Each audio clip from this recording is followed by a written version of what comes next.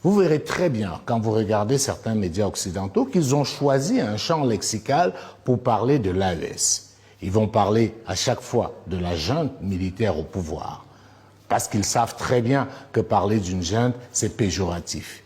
Ils ne vont pas parler des autorités maliennes, ils ne vont pas parler des dirigeants maliens. Pour parler du président du Mali, par exemple, ils vont parler du chef de la junte, et non du chef de l'État malien, et non du président de la transition malienne. C'est à dessein. Si vous observez bien, vous verrez que comme par hasard, ils ont tous les mêmes expressions. Des rebelles touaregs associés à des djihadistes s'opposent à la junte militaire au pouvoir. Le chef de la junte, on n'a pas de nouvelles de lui. Les djihadistes du JNIM, alliés aux rebelles touaregs, poursuivent leur offensive sur l'ensemble du territoire contre la junte au pouvoir. Le plus grave, c'est que certains de ces médias se sont transformés en véritables tribunes pour les terroristes. Et pour une fois, c'est pas moi qui le dis. Je vous propose de suivre cet extrait qui vous permet de voir comment s'est passée une commission d'enquête concernant le financement de l'audiovisuel public en France. C'est très édifiant. Est-ce que vous trouvez normal que des journalistes du service public, payés à hauteur, je prends le groupe de 300 millions d'euros, près de 300 millions d'euros chaque année, donnent la parole au chef, au responsable d'un groupe djihadiste qui attaque chaque jour nos intérêts stratégiques, les intérêts stratégiques aussi de la population dans ce pays africain? Est-ce que c'est notre rôle à nous de financer ça?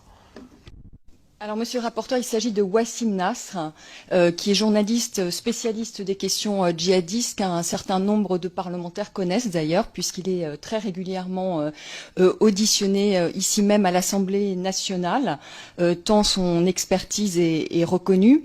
D'abord, je voudrais rectifier quelque chose. Il n'a pas fait une interview de ce djihadiste, de ce chef djihadiste. Il a envoyé une vingtaine de questions à ce chef djihadiste, par écrit, donc il ne s'agit pas d'une interview, et on lui a répondu par écrit.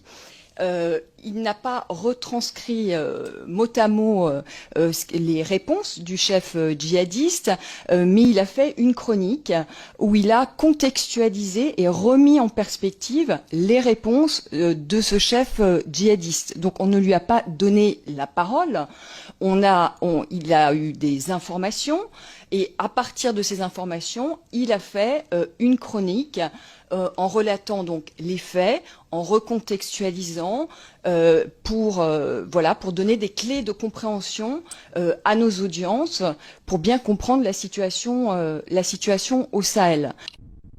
Je vous remercie pour vos réponses. Madame Burggraf, vous insistez sur le fait qu'il ne s'agissait pas d'une interview, vous l'avez répété à plusieurs reprises, ce n'est pas une interview. Quand je lis le chapeau de l'article, le chapeau dit, c'est la première fois, je cite le chapeau, c'est la première fois qu'il répond à une interview.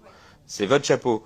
2 points, après 2 années de tractation, Hamadoun Koufa, chef de la Katiba Massina du djihad, lié à Al-Qaïda, a accepté de répondre aux questions de Wassim Nasr, journaliste à France 24 et spécialiste des groupes armés.